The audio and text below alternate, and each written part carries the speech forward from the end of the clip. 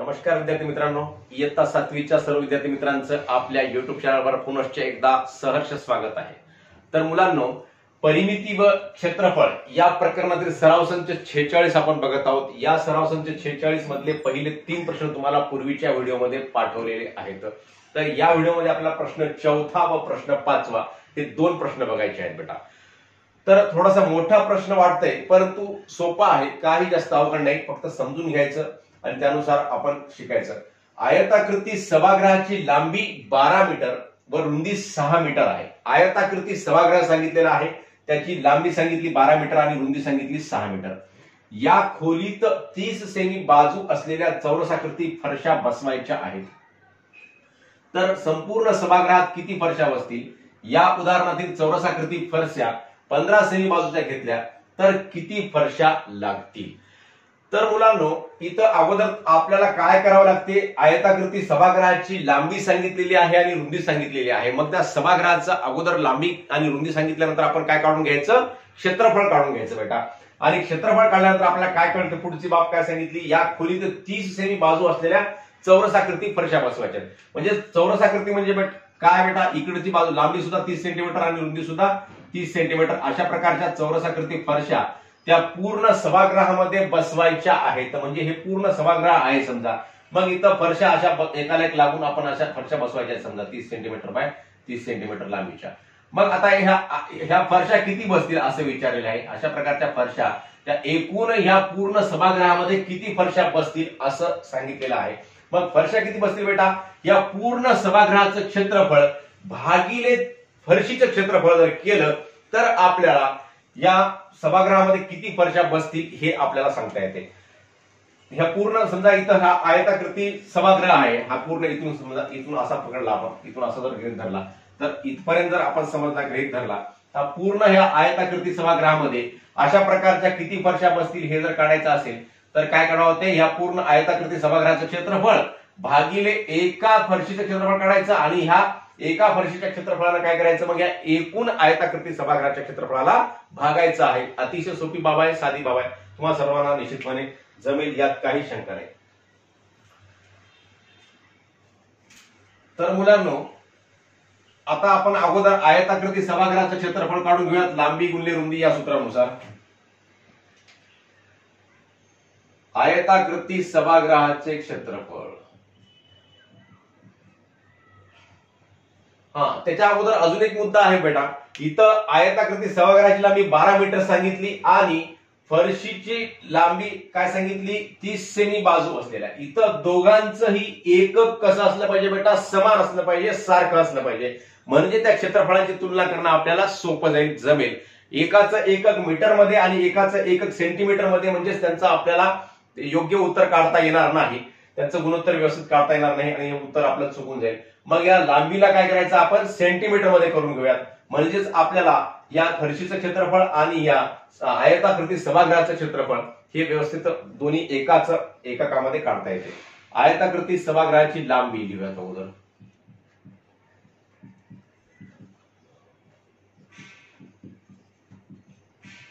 बरोबर आहे 12 metre. 12 metre म्हणजेच काय बेटा? 1 मीटर म्हणजे 100 सेंटीमीटर। 12 मीटर म्हणजेच किती? मग आता 1200 सेंटीमीटर। वाटल्यास 12 गुणिले 100 करा। 12 शून्य शून्य, 12 शून्य शून्य आणि 12 एक 12 म्हणजेच 1200 सेंटीमीटर। आणि सभागृहाची रुंदी तेच आयताकृती सभागृहाची रुंदी।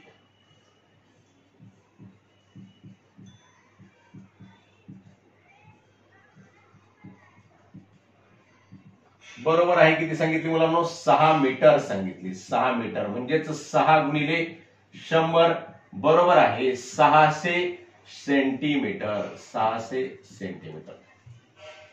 म्हणून आयताकृती सभागृहाचे क्षेत्रफळ, आयताकृती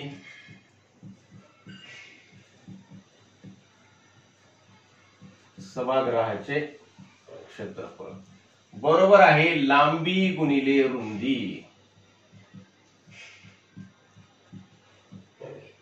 लांबी गुणिले रुंदी, लांबी किती आहे मुलांना? या ठिकाणी लांबी आहे 1200 आणि रुंदी किती आहे बेटा? रुंदी आहे 600. म्हणजे तिथं आता 1200 आणि 600 अशा प्रकारे जेव्हा गणित असतं बेटा, तेव्हा काय करायचं असते, इथं 1200 मध्ये इथं 2 शून्य आहेत 12च्या पुढे आणि 600 मध्ये 6च्या पुढे 2 शून्य आहेत. मग हे 2 शून्य विचारात न घेता गुणाकार करून घ्यायचा. म्हणजे 12 पंचे 60, 12 सख 72 आणि इथले 2 शून्य आणि इथले 2 शून्य पुढे देऊन टाकायचे. 1 2 3 4 एकूण 4 शून्य झाले. म्हणजेच आयताकृती सभागृहाचं क्षेत्रफळ किती झालं? मग एकक दशक शतक हजार 10,000 लक्ष 7,20,000 चौरस सेंटीमीटर. चौरस सेंटीमीटर. आता आपण हे सभागृहाचं क्षेत्रफळ काढलं. आता कशाचं क्षेत्रफळ काढायचं बेटा? या खोलीत 30 सेमी बाजू असलेल्या चौरसाकृती फरशा बसवायच्या. मग चौरसाकृती फरशीचे क्षेत्रफळ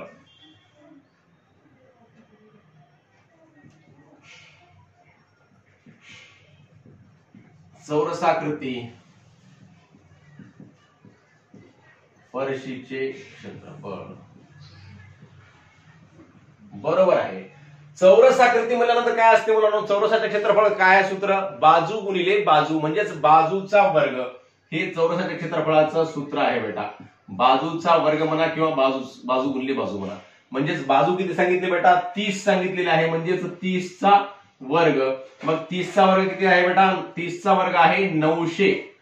30चा वर्ग आहे 900 किंवा 30 गुणिले 30 तुम्ही करून बघा, उत्तर एवढंच येईल 900. 900 चौसेमी. मग आता एकूण 7,20,000 चौरस सेंटीमीटर त्या आयताकृती सभागृहाचं क्षेत्रफळ आहे आणि एका फरशीचं क्षेत्रफळ आहे 900 चौरस सेंटीमीटर. मग त्या सभागृहामध्ये एकूण किती फरशा लागतील? तर ह्या क्षेत्रफळाला या क्षेत्रफळाने काय करावं लागणार आहे? भागावं लागणार आहे आणि भागानंतर आपलं उत्तर प्राप्त होते. मग आता किती फरशा बसतील? तर संपूर्ण सभागृहात किती फरशा बसतील? म्हणून संपूर्ण सभागृहात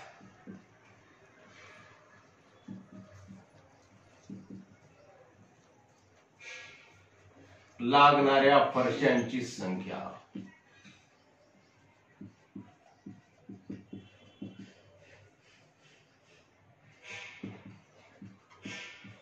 बरोबर आहे. फरशांची संख्या बरोबर आहे. काय करायचं मुलांनो? आयताकृती सभागृहाचे क्षेत्रफळ भागिले चौरसाकृती फरशीचे क्षेत्रफळ.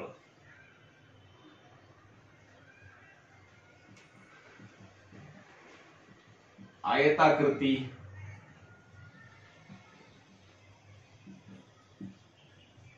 सभागृहाचे क्षेत्रफळ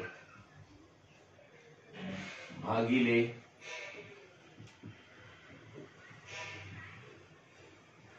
चौरसाकृती फरशीचे क्षेत्रफळ. मग आता काय होते मुलांनो? 7,20,000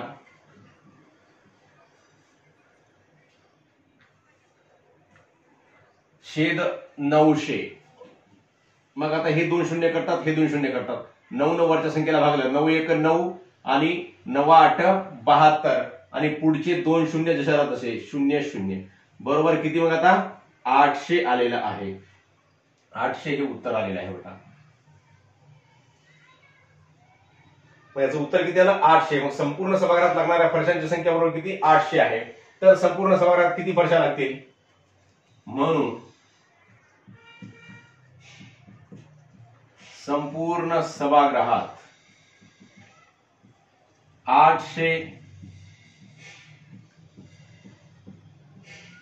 फरशा लागतील. आता याच प्रश्नामध्ये दुसरा उपप्रश्न काय विचारला बाळांनो? तर या उदाहरणातील चौरसाकृती फरशा 15 सेमी बाजूच्या घेतल्या तर किती फरशा लागतील? 15 सेमी बाजूच्या फरशा घेतल्या म्हणजेच आता या ठिकाणी 15 सेमी घेतला तर याचं क्षेत्रफळ काय होईल बेटा? 15चा वर्ग. म्हणजेच 15चा वर्ग किती होतो या ठिकाणी? 15 सेमी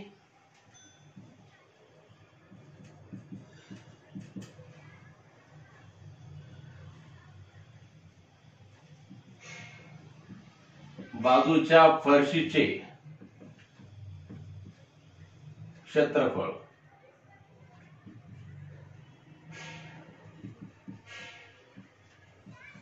बरोबर आहे बाजूचा वर्ग बरोबर 15चा वर्ग. मग आता 15चा वर्ग किती होतो बेटा या ठिकाणी 15 गुणिले 15 म्हणजेच 225 होतो. 225 चौरस सेंटीमीटर. मग आता ह्या परत या 7,20,000 ला काय करायचं 225 न भागायचं. म्हणून एकूण फरशांची संख्या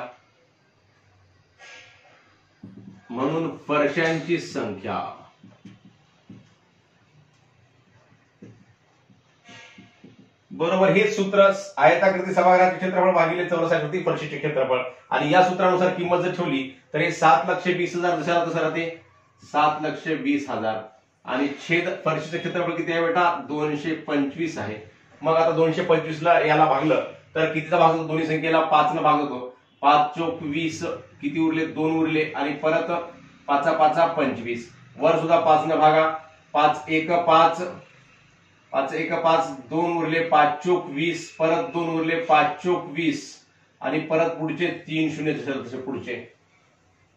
बरोबर आहे 1,44,000 भागिले 45. आता या दोन्ही संख्यांना परत 5 न भागूयात आपण. 5 9 45 आणि वर काय ते 5 दोन्ही 10 4 उरले 85 40 परत 4 उरले 85 40 परत 2 शून्य तसे. बरोबर आहे 28,800 छेद 9. 9 9 वरच्या संख्येला भागा काय येते बेटा उत्तर तर 9 1 9 9 2 18 9 3 27 1 उरला 9 2 18 आणि पुढचे 2 शून्य जशाला तसे. म्हणून फरशांची संख्या किती मग आता 3200. म्हणून 15 सेमी आकाराच्या 15 सेमी चौरसाकृती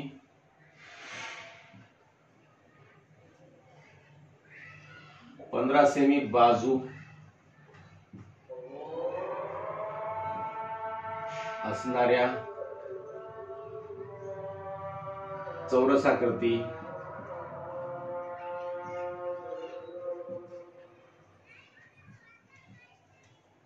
एकूण फरशा बरोबर किती बेटा 3200 म्हणजे 3,200. तर अशा प्रकारे आपण या एका उदाहरणामध्ये 2 उदाहरण सांगितलेले आहेत. समजून घ्यायचं मुलांनो इथं आपण आयताचं क्षेत्रफळ अगोदर काढलं आणि त्या क्षेत्रफळाला त्या फरशीच्या क्षेत्रफळाने काय केलेलं आहे भागलेलं आहे. इथं 30 सेंटीमीटर बाय 30 सेंटीमीटर चौरसाकृती फरशीचं क्षेत्रफळ 900 चौरस सेंटीमीटर आलं म्हणून त्याचं उत्तर आलेलं आहे 800 आलं. परंतु 15 सेमी जर आकार घेतला त्या फरशीचा तर 15 सेंटीमीटर बाय 15 सेंटीमीटरचं आपल्याला वाटते की इथं बाजू पण अर्धी झाली म्हणजे त्याचं क्षेत्रफळ सुद्धा अर्ध होईल. पण लांबी गुणिले रुंदी दोन्ही बाजूमध्ये ते अर्धा अर्ध झालेलं आहे म्हणून ते 1/4 पट आलेलं आहे याच्या 900च्या. म्हणून इथं 2.25 आलं बेटा. आणि मग हे कमी आकार आल्यामुळे याचा फरशीचा आकार कमी आल्यामुळे फरशींची संख्या कशी होणार आहे वाढणार आहे. मग इथं 800च्या फरशा लागल्या होत्या तर या ठिकाणी 3200 फरशा म्हणजे 4 पटीने फरशा वाढलेल्या आहेत. हे महत्वपूर्ण उदाहरण आहे. हे समजून घेणं आवश्यक आहे. पण समजून घेऊन हे आपण हे उदाहरण सोडून घ्या बेटा. तर यानंतर आपण लगेच 5वा प्रश्न बघूयात. तर मुलांनो 5वा प्रश्न काय म्हणते बघा या ठिकाणी शेजारील आकृतीत दाखवल्याप्रमाणे मापे असलेल्या बागेची परिमिती व क्षेत्रफळ काढा. अशा प्रकारची बाग आहे या बागेची परिमिती काढायची आहे आणि क्षेत्रफळ काढायचं आहे मुलांनो. परिमिती म्हणजे काय बंदिस्त आकृतीच्या बाजूंच्या सर्व लांबींची बेरीज म्हणजे काय असते परिमिती असते. मग या आकृतीमध्ये ह्या सर्व बाजू सांगितल्या इथं 13 मीटर ह्या बाजूची लांबी सांगितली याची 13 मीटर म्हणजे प्रत्येक बाजू किती आहे बेटा 13 मीटर आहे. हे दाखवण्यासाठी इथं समान खुणा केलेल्या आहेत म्हणजे या प्रत्येक बाजूची लांबी किती आहे 13 मीटर आहे. मग बहुभुजाकृतीची परिमिती बरोबर आहे सर्व बाजूंच्या लांबींची बेरीज. या सूत्रानुसार परिमिती प्राप्त होते बेटा. बहुभुजाकृतीची परिमिती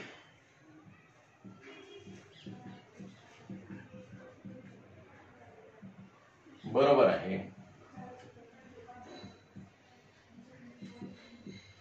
सर्व बाजूंच्या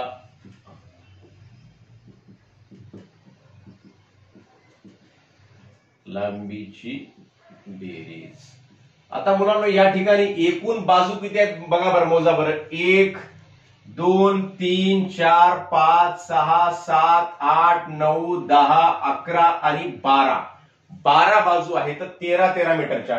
म्हणजेच इथं 13 वेळेस बेरीज करण्यापेक्षा आपण काय करूया तर 13 गुणिले 12 करूयात. म्हणजेच 13 मीटर याची बाजूची लांबी आहे आणि किती वेळेस आहे 12 वेळेस आहे. म्हणजेच 13 गुणिले 12 जर केलं तर किती येते बेटा 13 दोन्ही 26 ला 6 हातचे आले 2 13 1 13 आणि 2 किती 15. म्हणजेच 156 मीटर ही परिमिती असते. परिमिती कशामध्ये असते बेटा मीटरमध्ये. म्हणजे लांबीमध्येच त्याचं एकक असते. लांबीचं एकक काय असते मीटर सेंटीमीटर हेच एकक परिमितीला वापरतात. म्हणजेच 156 मीटर काय आहे या बहुभुजाकृतीची परिमिती आहे.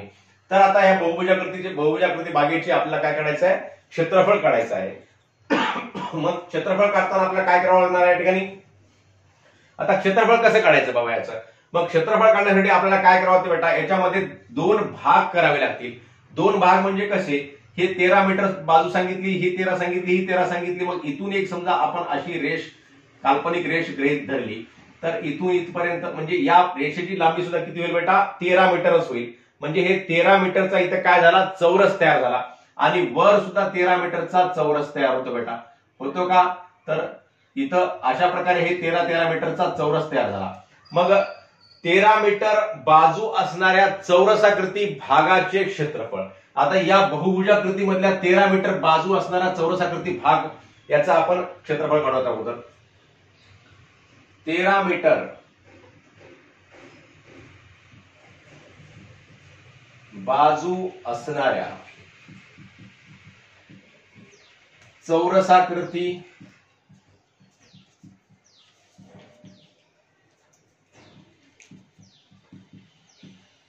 भागाचे क्षेत्रफळ बरोबर आहे. यात सूत्र काय राहील मुलांनो बाजूचा वर्ग. चौरसाचा क्षेत्रफळाचं सूत्र तेच सूत्र वापरायचं बाजूचा वर्ग म्हणजेच 13चा वर्ग. म्हणजेच 13चा वर्ग किती होतो बेटा 169 चौरस सेंटीमीटर. मग आता 13 मीटर बाजू असणाऱ्या चौरसाकृती भागाचे क्षेत्रफळ 169 चौरस सेंटीमीटर आणि याचं सुद्धा किती झालं 169 चौरस सेंटीमीटर. मग आता हे मध्ये काय तयार झालं मुलांनो या ठिकाणी आयत तयार झाला. मग आयताची लांबी किती होती मुलांनो 13 13 26 आणि 13 39 आणि आयताची रुंदी किती 13 होते बेटा. मग बहुभुजाकृतीमधील आयताकृती भागाची लांबी असं लिहूयात अगोदर आपण. बहुभुजाकृतीमधील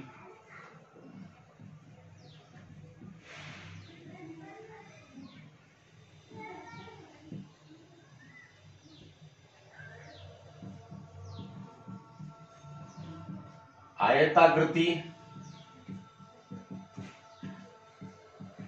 भागाची लांबी बरोबर किती बेटा 13 अधिक 13 अधिक 13 म्हणजेच किती झाली 13 1 13 26 33 39 सेंटीमीटर. वाटल्यास लिहून घ्या 13 अधिक 13 अधिक 13 बरोबर आहे 39 मीटर. सॉरी 39 मीटर आहे. मग आयताकृती भागाची लांबी झाली आणि आयताकृती भागाची रुंदी. तेच वाक्य दिसायला तसं बहुभुजाकृतीमधील आयताकृती भागाची रुंदी. इथे लिहायचं फक्त रुंदी लिहायचं. आयताकृती भागाची रुंदी. मी इथं डॅश मारून तुम्ही सुद्धा मारू नका तुम्ही व्यवस्थित लिहून घ्यायचं. मग किती आहे ही 13 मीटर आहे 13 मीटर. मग आता या ठिकाणी वाटल्यास लिहूनच घेऊ योग्य वाटत नाहीये. बहुभुजाकृती मधील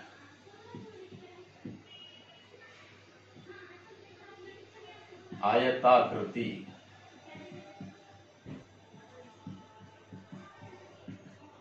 भागाची रुंदी. आयताकृती भागाची रुंदी. मग आता आयताकृती भागाची रुंदी किती झाली बेटा 13 मीटर रुंदी झाली. मग आता आयताकृती भागाचे क्षेत्रफळ म्हणून आयताकृती भागाचे क्षेत्रफळ. आयताचं क्षेत्रफळ बरोबर सूत्र आपल्या सर्वांना माहिती आहेच. आपण त्यावर आधारित अनेक प्रश्न या ठिकाणी सोडवलेले आहेत. मग इथे काय होते सूत्र लांबी गुणिले रुंदी. लांबी गुणिले रुंदी.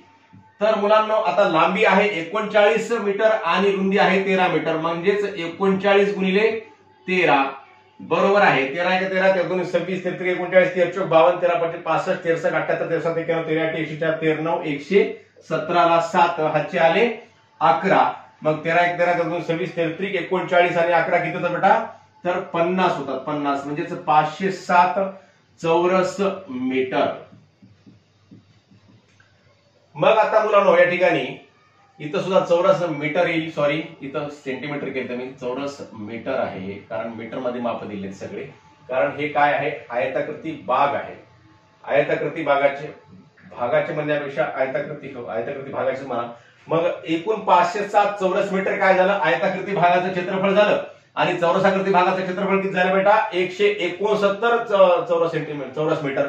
मग चौरसाकृती भाग एकूण किती आहेत, 2 आहेत.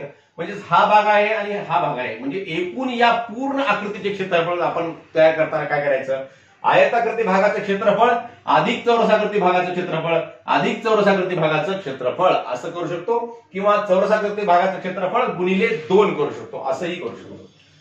म्हणून बहुभुजाकृतीचे एकूण क्षेत्रफळ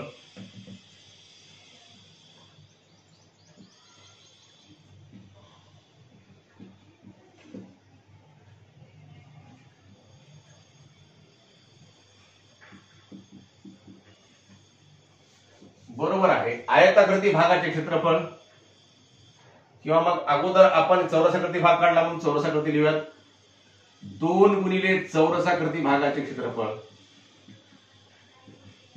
2 गुणिले चौरसाकृती भागाचे क्षेत्रफळ अधिक आयताकृती भागाचे क्षेत्रफळ.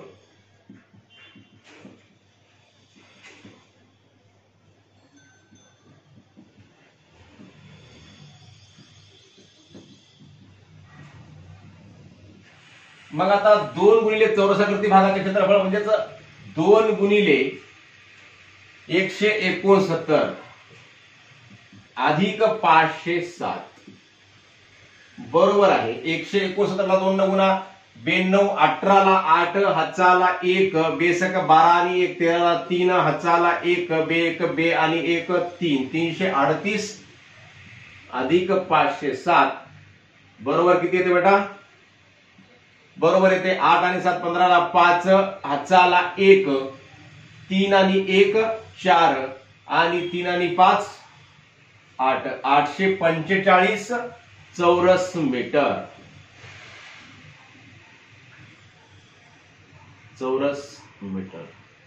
बघा आता बहुभुजाकृती ही जी सांगितली दाखवलेली आहे याचं एकूण क्षेत्रफळ किती आलं 845 चौरस मीटर. मग हे बहुभुजाकृती काय आहे, बाग आहे.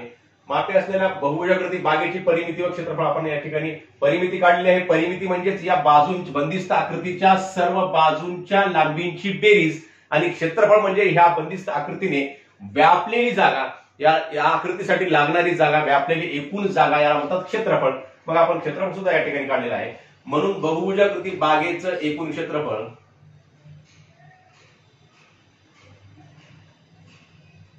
बहुभुजाकृती बागेचे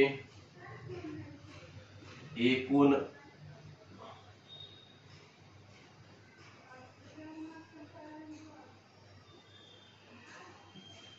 क्षेत्रफळ किती आहे बेटा 845 चौरस मीटर आहे.